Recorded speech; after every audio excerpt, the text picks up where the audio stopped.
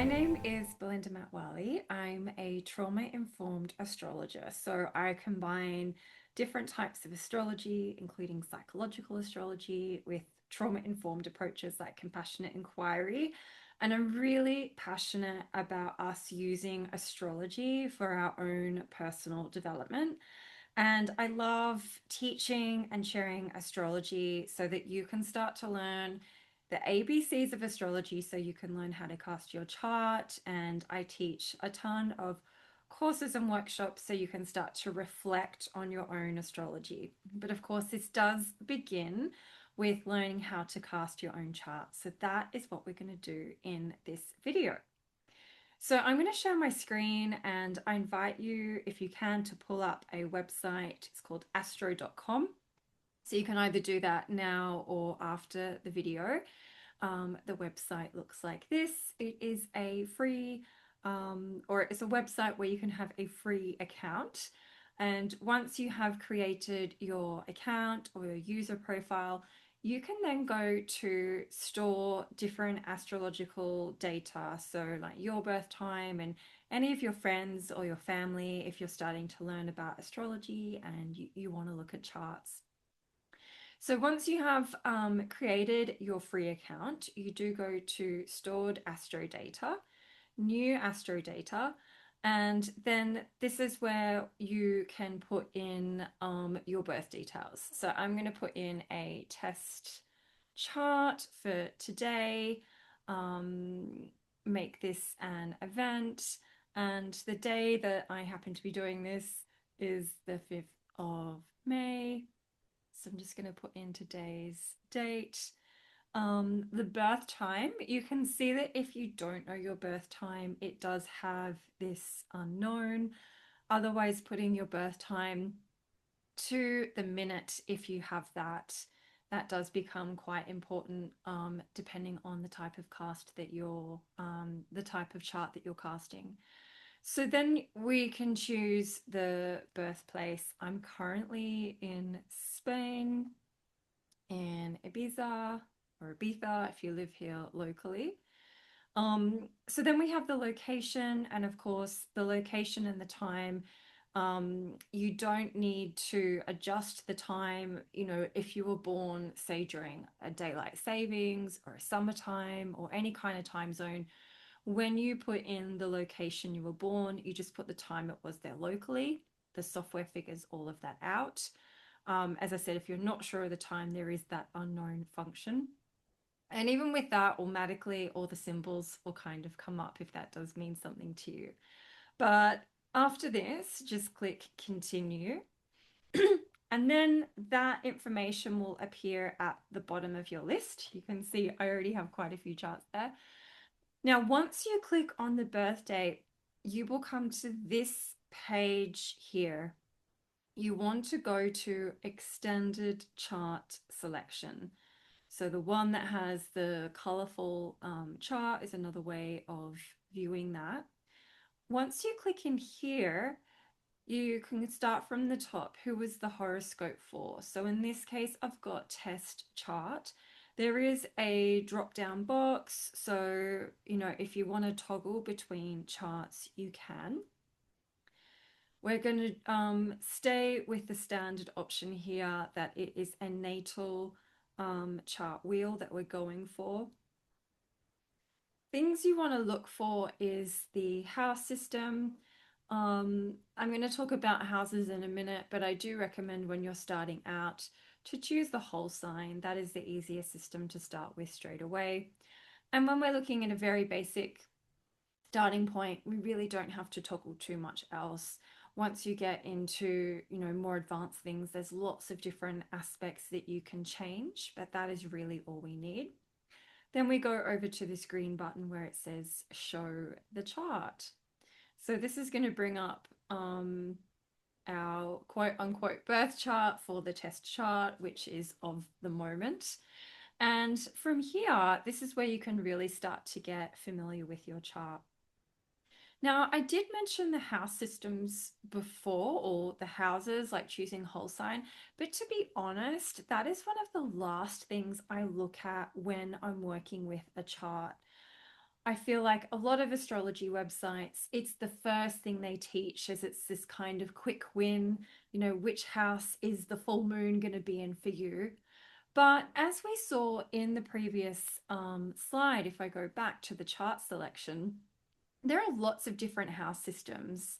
Like, look at all of these. You can scroll down, it keeps going and going. And interestingly enough, even though astrology has been around for such a long time, there is no one system that everyone agrees on. So, whole signs is the most ancient and the original system, and it's the one that Hellenistic astrology uses. And it's really come back into fashion and vogue a lot. It is one that I like working with.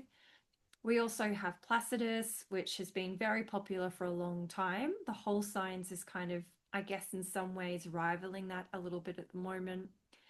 If you learn evolutionary astrology, the Porphyry house system is the one that's used.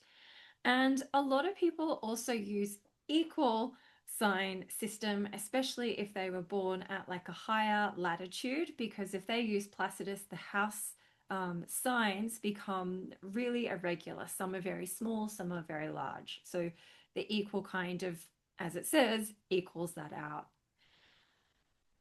But even though each of those techniques, the people that work with them will say this is the house system that's more correct, no one agrees on the exact house system. So, houses, I feel, are one of the more arbitrary aspects of a chart. What I like to delve into more so is these planetary archetypes, the symbols, or we call them glyphs in astrology, of where the planets are when you were born, and then the relationship that they make to each other, which is all the lines that you see in the chart. So, in my astrology fundamentals, we actually start by looking at what each of these symbols mean. We unpack the ancient, very ancient symbols that make up each of these glyphs. We look at the astrology archetypes. We look at the astrology from a trauma informed point of view. So you're looking at the full spectrum of how Mercury might be expressed, including potential shadow sides and also higher sides of expression. This is really important because sometimes people feel like, oh, I don't like my Mercury or I don't like my Mars. But if that is true for you, you have a full potential for how that archetype can be expressed. So you can have the inner work and inner ability to change how you express an archetype if for some reason you feel you're more in its shadow expression. Not only that, but then we have a look at what all the lines mean, which is the crux, the real juice of astrology. How these planets talk to each other in your chart changes their expression. And just by learning about the symbols and about how they relate to each other through these aspects, straight away you can start to learn how to really work with your chart and how your chart is expressing. This is very different from a lot of level one courses where people focus on learning all of the zodiac, learning all of the houses, and learning some of about the planets. And you end up with a lot of information, but you're not actually able to apply it straight away. The other parts that I teach in this course are the angles, if you have your exact birth time. So that's the ascendant and descendant, the midheaven and the IC. And if you do have an exact birth time, these points, they're mathematically calculated. They give a navigation to your chart. And I think working with those is very, very useful, even more so than the houses.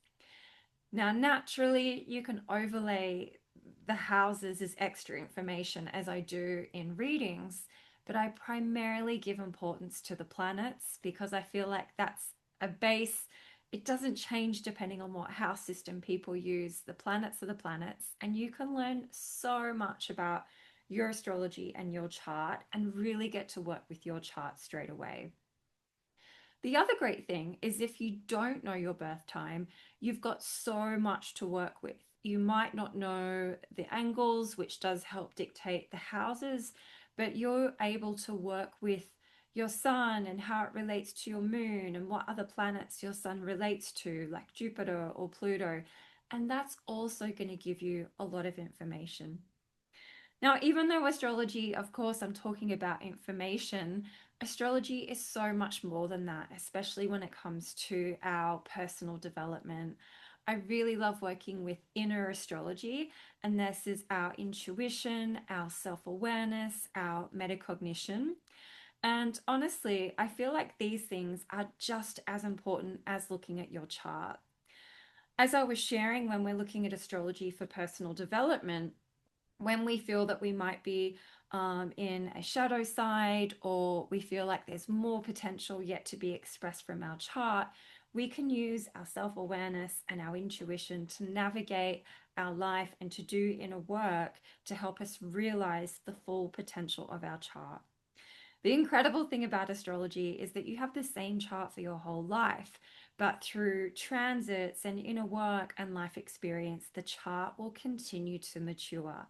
So I feel like learning these ABCs of the planets and how they speak to each other is so, so fruitful.